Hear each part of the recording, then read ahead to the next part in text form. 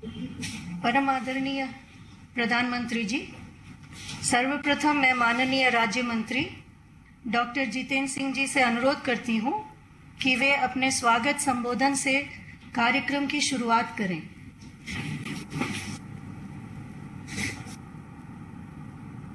विश्व के सर्वाधिक लोकप्रिय नेता, हम सबके हृदय सम्राट, भारत के तेजस्वी प्रधानमंत्री परम आदरणीय श्री नरेंद्र मोदी जी, हम सब जानते हैं प्रधानमंत्री जी, आपने सदा देश के युवाओं की चिंता की है। युवाओं के लिए जीविका के, रोजगार के, आमदनी के, नौकरी के निरंतर नए विकल्प तलाशे हैं। युवाओं को कैसे खुशहाल रखा जा सके, उसके लिए अनेकों योजनाएं प्रारंभ की हैं। युवा किस प्रकार राष्ट्र निर्माण में अपनी पर्याप्त भूमिका निभा सके, उसके लिए समय समय पर आपने कार्यक्रम तय किए हैं। ये आप ही थे जिन्होंने 2015 में लाल किले से अपने स्वतंत्रता दिवस के संबोधन में आह्वान किया startup India, stand up India, और देखते ही देखते वो एक मुहिम में बदल गया। मात्र 350-400 से बढ़कर के स्टार्टअप्स की संख्या देश में 75,000 पार कर गई और दुनिया में स्टार्टअप इकोसिस्टम में हिंदुस्तान को तीसरा दर्जा हासिल हुआ। ये आप ही थे जिन्होंने कुछ समय पहले देश की जनता से ये वादा किया था कि आप 10 लाख सरकारी नौकरियां उपलब्ध करवाएंगे। आज एक बार फिर ये बात प्रमाणित होती है कि आप जो कहते हैं वो करते हैं। आप हैं तो सब मुमकिन है। प्रधानमंत्री जी, आज का दिन 22 अक्टूबर 2022 स्वतंत्र भारत के इतिहास का एक ऐतिहासिक दिन है। आपके नेतृत्व में संकल्प से सिद्धि की इस यात्रा में हम एक महत्वपूर्ण पड़ाव पर खड़े हैं, जबकि आप इन 10 लाख नौकरियों की पहली किश्त 75,000 नियुक्ति पत्र जारी करके शुरू करेंगे और एक ही समय में उसी वक्त देश के 50 भिन्न भिन्न स्थानों पर भारत सरकार के मंत्री उपस्थित हैं और साथ ही साथ उनके साथ उपस्थित हैं इन नियुक्ति पत्रों के लाभार्थीगण। इन नियुक्तियों की विशेषता एक ये भी है कि भारत सरकार के लगभग सभी विभागों और मंत्रालयों में ये नियुक्तियां की जा रही हैं। गृह मंत्रालय से रेलवे तक, शहरी विकास से ग्रामीण विकास तक, स्वास्थ्य से शिक्षा तक। दूसरा एक ये भी विशेषता कि इन नियुक्तियों के लाभार्थी देश के लगभग सभी राज्यों और केंद्र शासित प्रदेशों में फैले हुए हैं और साथ ही साथ ये नियुक्तियां लगभग सभी पदों पर, सभी स्तर पर की जा रही हैं, चाहे वो ग्रुप ए हो, ग्रुप बी गेस्टेड हो, ग्रुप बी नॉन गेस्टेड हो या फिर ग्रुप सी हो। बहुत लंबी बात ना करते हुए मैं अपनी बात केवल ये कह करके समाप्त करूंगा कि आपके बटन दबाते ही, जैसे ही ये नियुक्तियां पत्र जारी होते हैं, तो देश भर में 75 लाभार्थी युवाओं को इन नियुक्ति पत्रों के माध्यम से आपका आशीर्वाद प्राप्त होगा और साथ ही साथ हम सब जो कार्मिक विभाग में डीओपीटी डिपार्टमेंट में बैठे हैं, हमारी भी हौसला अफजाई होगी और हम आपसे ये वादा करते हैं, आपको ये वचन देते हैं कि बहुत जल्द हम इन 10 लाख नौकरियों की अगली किश्त लेकर के आपके सामने पुनः उपस्थित होंगे।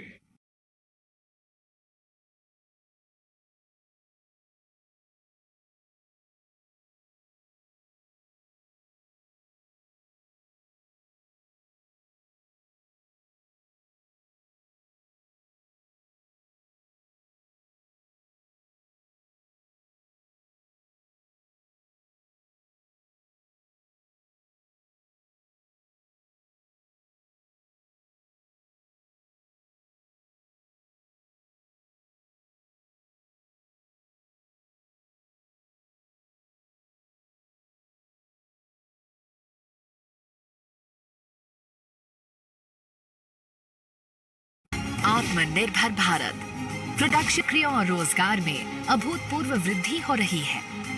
और अब इसी कड़ी में एक और नई पहल 10 लाख सरकारी पदों को त्वरित गति से निष्पक्ष और पारदर्शी प्रक्रिया से भरने का लिया गया है निर्णय, जो प्रधानमंत्री नरेंद्र मोदी जी के हमारे युवा शक्ति की ऊर्जा और सामर्थ्य पर अटूट विश्वास को दर्शाता है।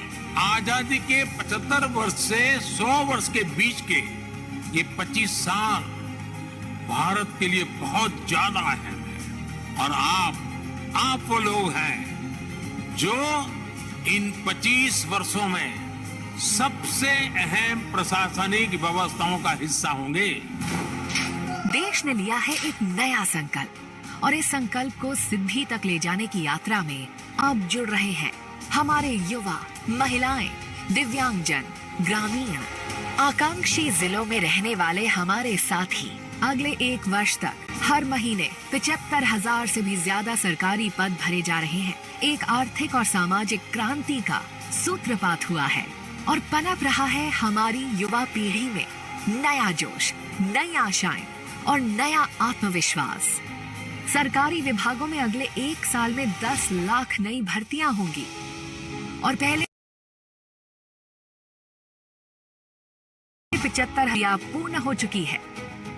चयनित उम्मीदवार अब भाग लेंगे देश निर्माण में, चाहे यूपीएससी हो, एसएससी या अन्य सरकारी रिक्रूटमेंट्स। सभी ने नियुक्तियों की समयबद्ध प्रक्रिया शुरू कर दी है। चयनित उम्मीदवार बनेंगे इंडिया एक्ट 2047 के सशक्त साझेदार। जब 10 लाख युवा कर्मयोगी केंद्र सरकार में अपना कार्यभार संभालेंगे तो देश की सरकार होगी सशक्त, बढ़ेगी कुशलता, नागरिक सेवाओं में आएगी सुगमता और देश विकास के पथ पर चलेगा और भी तेज रफ्तार से। आज माननीय प्रधानमंत्री श्री नरेंद्र मोदी जी इस रोजगार मेले का कर रहे हैं शुभ आरंभ। अब मैं माननीय प्रधानमंत्री जी से नई नियुक्तियों के वितरण का बटन दबाकर शुभारंभ करने का अनुरोध करती हूँ।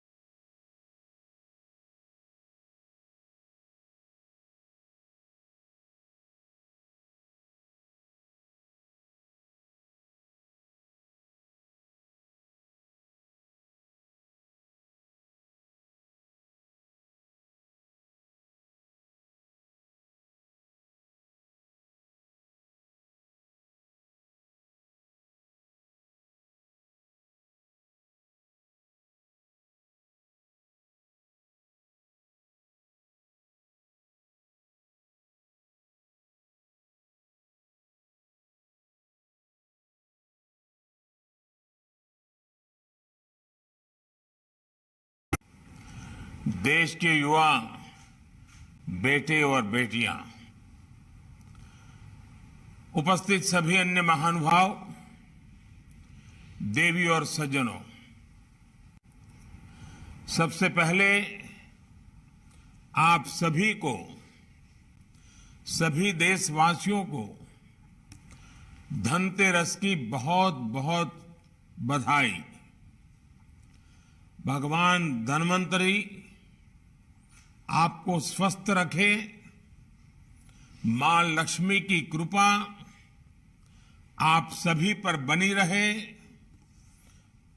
मैं परमात्मा से यही कामना करता हूं और मेरा सौभाग्य है कि मैं अभी केदारनाथ बद्रीनाथ यात्रा करके आया हूं और उसके कारण थोड़ा मुझे विलंब भी हो गया और विलंब हो गया इसके लिए भी मैं आप सबकी क्षमा चाहता हूं। साथियों, आज भारत की युवा शक्ति के लिए एक महत्वपूर्ण अवसर है। बीते 8 वर्षों में देश में रोजगार और स्वरोजगार का जो अभियान चल रहा है, आज उसमें एक और कड़ी जुड़ रही है। ये कड़ी है रोजगार मेले की। आज केंद्र सरकार आजादी के 75 वर्ष को ध्यान में रखते हुए 75,000 युवाओं को एक कार्यक्रम के अंतर्गत नियुक्ति पत्र दे रही है।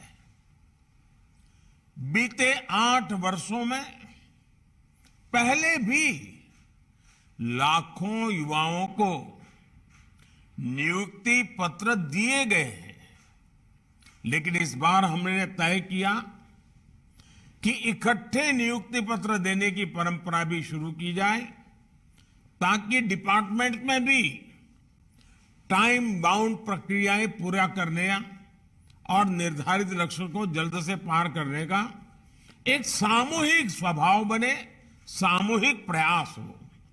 इसलिए भारत सरकार में इस तरह का रोजगार मेला शुरू किया गया है।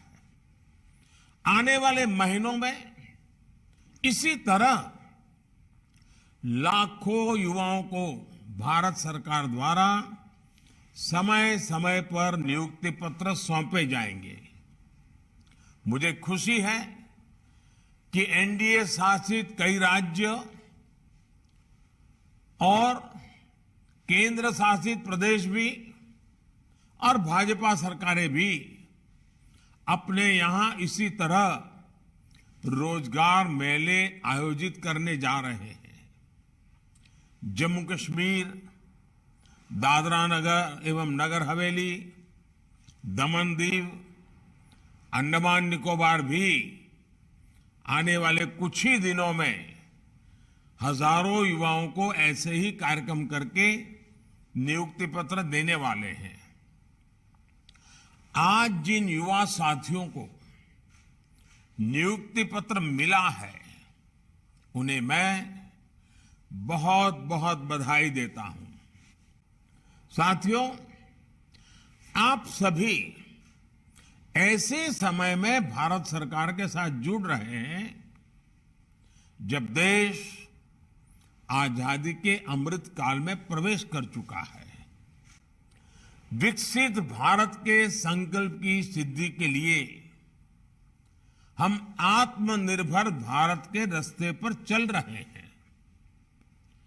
इसमें हमारे इनोवेटर्स, हमारे एंटरप्रेन्योर्स, हमारे उद्यमी, हमारे किसान, सर्विसेज और मैन्युफैक्चरिंग से जुड़े हर किसी की बहुत बड़ी भूमिका है। यानी विकसित भारत का निर्माण सबके प्रयास से ही संभव है। सबका प्रयास कि इस भावना को तभी जागृत किया जा सकता है जब हर भारतीय तक मूल सुविधाएं तेजी से पहुंचे और सरकार की प्रक्रियाएं तेज हो, त्वरित हो। कुछ ही महीनों में लाखों भर्तियों से जुड़ी प्रक्रियाएं पूरी करना, नियुक्ति पत्र दे देना, ये अपने आप में दिखाता है कि बीते 7-8 वर्षों में कितना बड़ा बदलाव सरकारी तंत्र में लाया गया है। हमने 8-10 साल पहले की वो स्थितियां भी देखी हैं जब छोटे से सरकारी काम में भी कई महीने लग जाते थे। सरकारी फाइल पर एक टेबल से दूसरे टेबल तक पहुंचते पहुंचते हैं धूल जम जाती थी। लेकिन अब देश में स्थितियां बदल रही हैं, देश की कार्य संस्कृति बदल रही है। साथियों, आज अगर केंद्र सरकार के विभागों में इतनी तत्परता, इतनी एफिशिएंसी आई है, इसके पीछे 7-8 साल की कड़ी मेहनत है, कर्मयोगियों का विराट संकल्प है। वरना आपको याद होगा, पहले सरकारी नौकरी के लिए अगर किसी को अप्लाई करना होता था तो वहीं से अनेक परेशानियां शुरू हो जाती थी। भांति भांति के प्रमाण पत्र मांगे जाते, जो प्रमाण पत्र होते भी थे उनको प्रमाणित करने के लिए आपको नेताओं के घर के बाहर कतार लगा के खड़ा रहना पड़ता था, अफसरों की सिफारिश लेकर के जाना पड़ता था। हमने सरकार के शुरुआती वर्षों में ही इन सभी मुश्किलों से युवाओं को मुक्ति दे दी।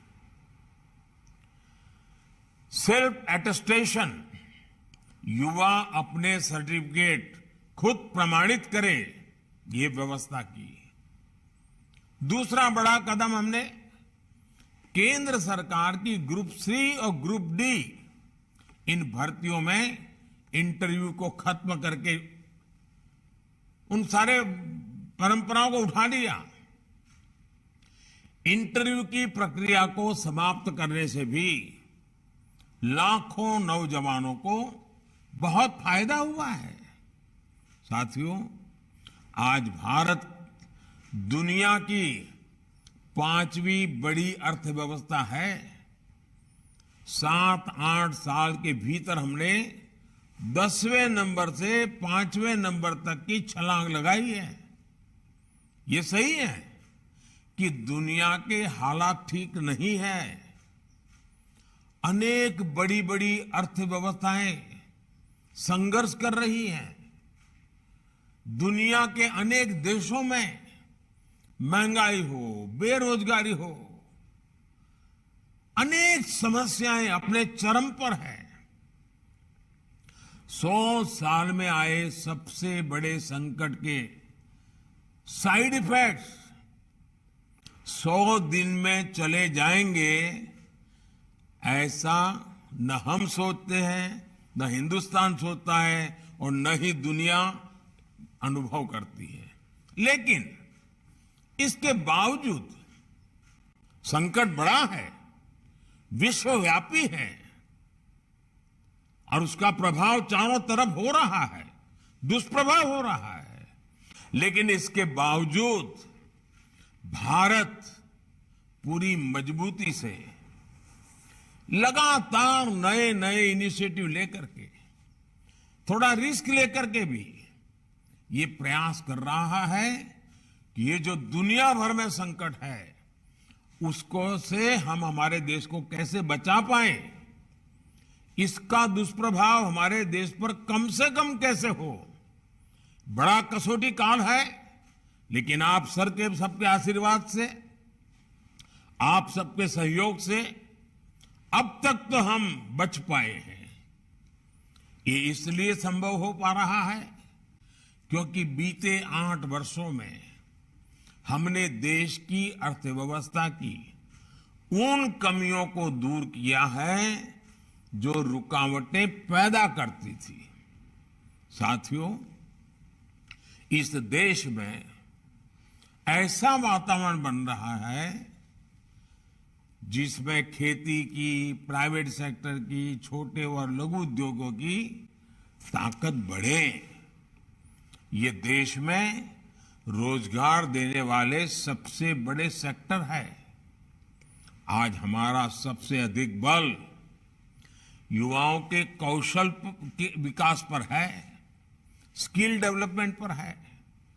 प्रधानमंत्री कौशल विकास योजना के तहत देश के उद्योगों की जरूरतों के हिसाब से युवाओं को ट्रेनिंग देने का एक बहुत बड़ा अभियान चल रहा है। इसके तहत अभी तक 1.25 करोड़ से अधिक युवाओं को स्किल इंडिया अभियान की मदद से ट्रेन किया जा चुका है। इसके लिए देश भर में कौशल विकास केंद्र खोले गए हैं। इन 8 वर्षों में केंद्र सरकार द्वारा उच्च शिक्षा के सैकड़ों नए संस्थान भी बनाए गए हैं। हमने युवाओं के लिए स्पेस सेक्टर खोला है, ड्रोन पॉलिसी को आसान बनाया है ताकि युवाओं के लिए देश भर में ज्यादा से ज्यादा अवसर बढ़े।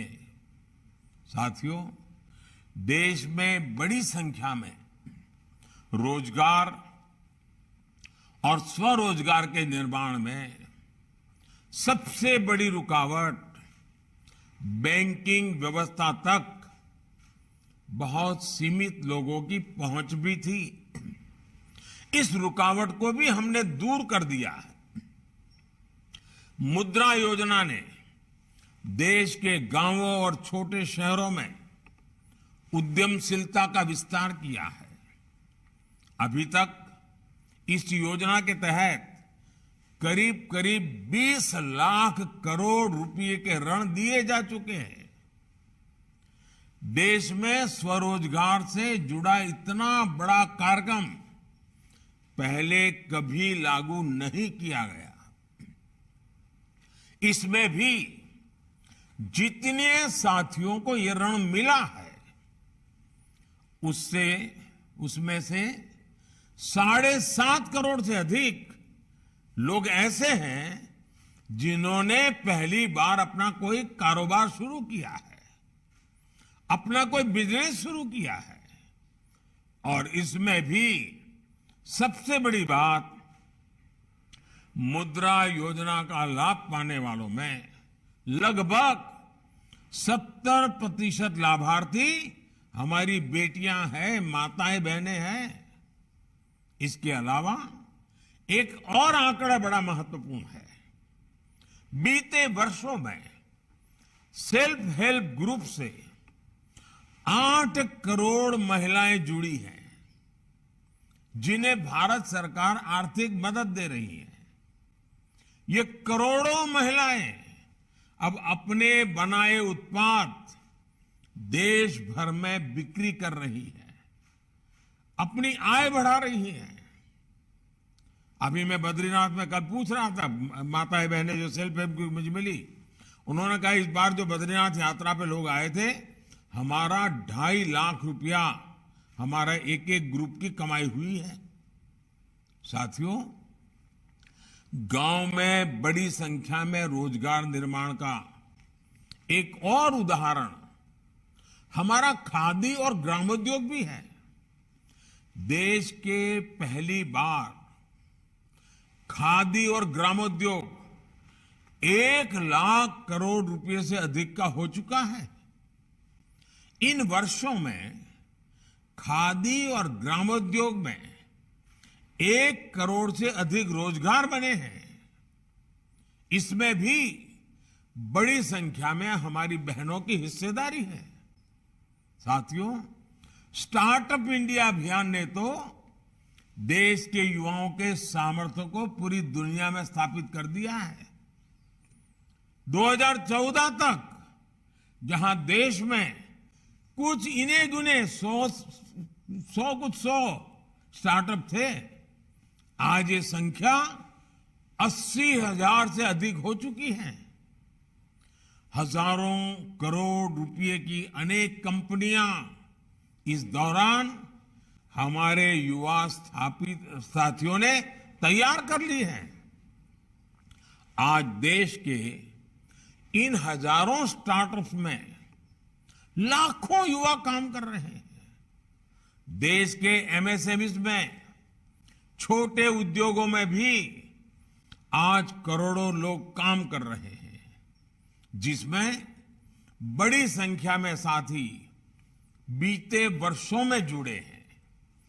कोरोना के संकट के दौरान केंद्र सरकार ने एमएसएमईज के लिए जो 3 लाख करोड़ रुपए से ज्यादा की मदद की, उससे करीब 1.5 करोड़ रोजगार जिस पर संकट आया हुआ था वो बच गए। भारत सरकार मनरेगा के भी माध्यम से देश भर में 7 करोड़ लोगों को रोजगार दे रही है। और अब उसमें हम एसेट निर्माण, एसेट क्रिएशन पर बल दे रहे हैं।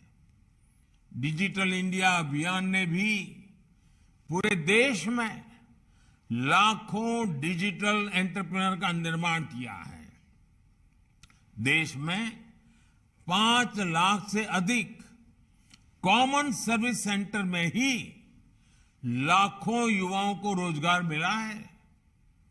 5G के विस्तार से डिजिटल सेक्टर में रोजगार के अवसर और बढ़ने वाले हैं। साथियों, 21वीं सदी में देश का सबसे महत्वाकांक्षी मिशन है मेक इन इंडिया, आत्मनिर्भर भारत। आज देश कई मामलों में एक बड़े आयातक इंपोर्टर से एक बहुत बड़े निर्यातक एक्सपोर्टर की भूमिका में आ रहा है। अनेक ऐसे सेक्टर हैं जिसमें भारत आज ग्लोबल हब बनने की तरफ तेजी से आगे बढ़ रहा है।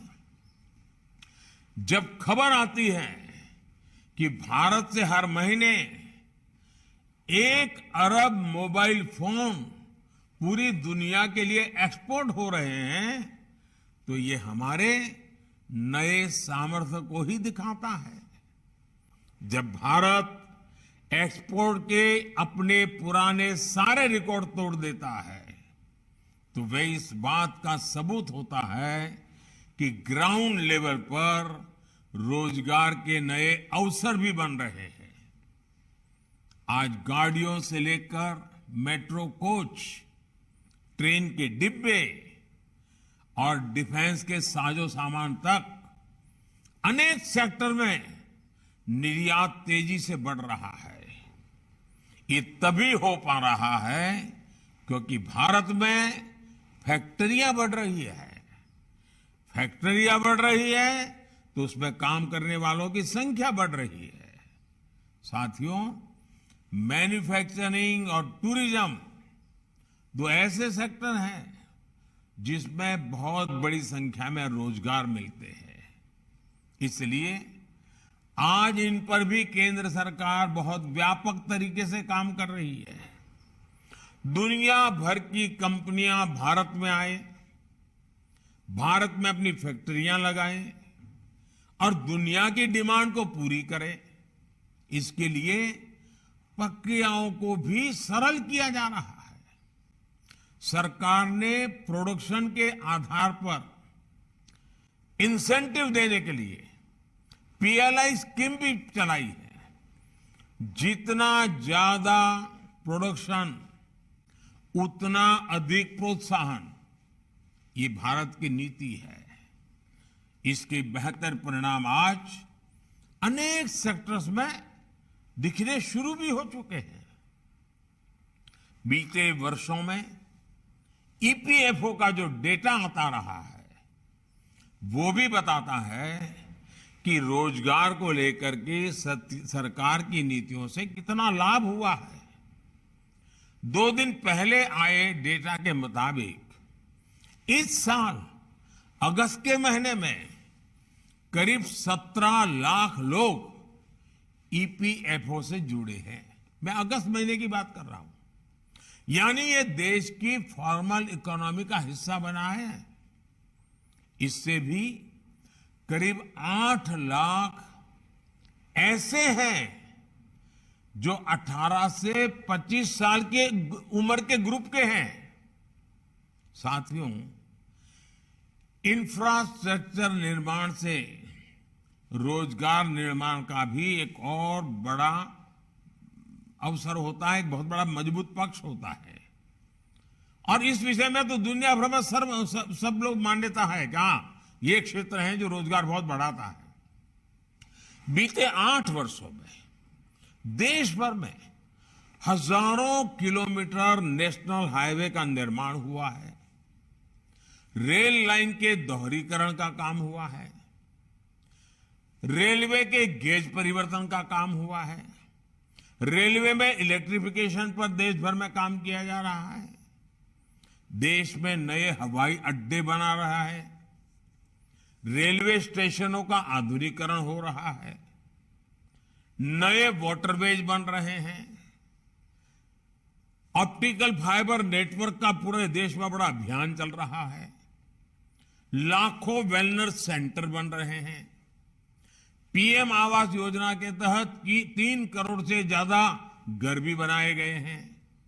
और आज शाम को धनतेरस पर जब मध्य प्रदेश के 4.5 लाख भाई बहनों को अपने घरों की चाबी सौंपूंगा तो मैं इस विषय पर भी आज विस्तार से बोलने वाला हूं।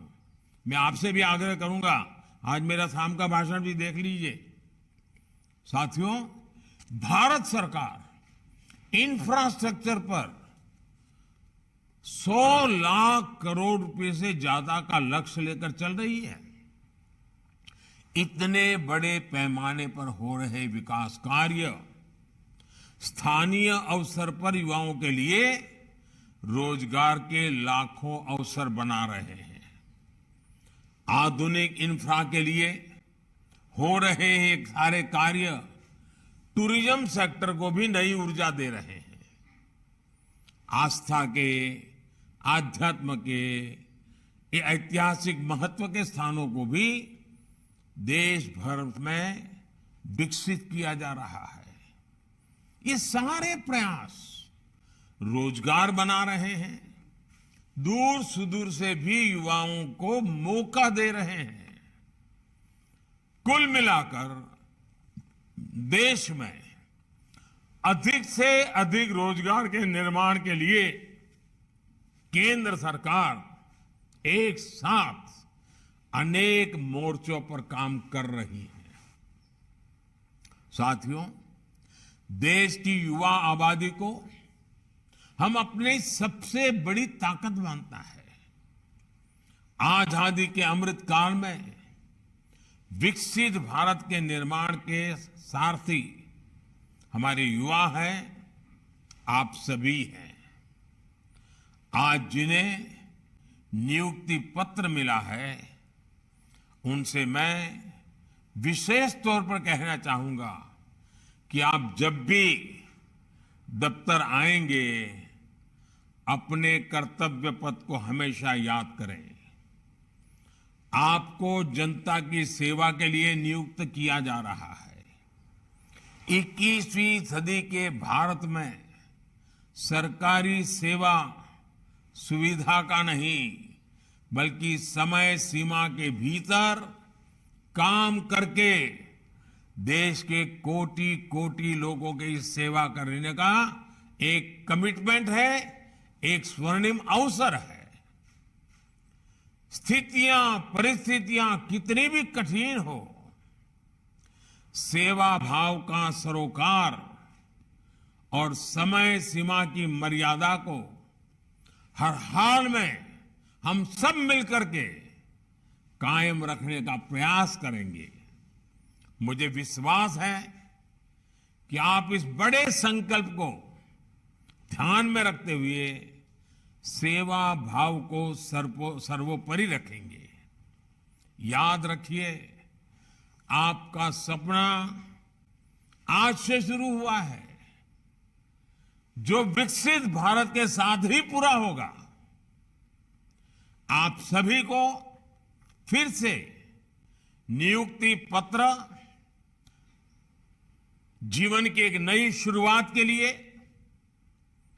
बहुत बहुत शुभकामनाएं हैं और मुझे विश्वास है कि आप मेरे अनन्य साथी बन करके हम सब मिल करके देश के सामान्य मानवी की आशा आकांक्षाओं को पूरा करने में कोई कमी नहीं रखेंगे।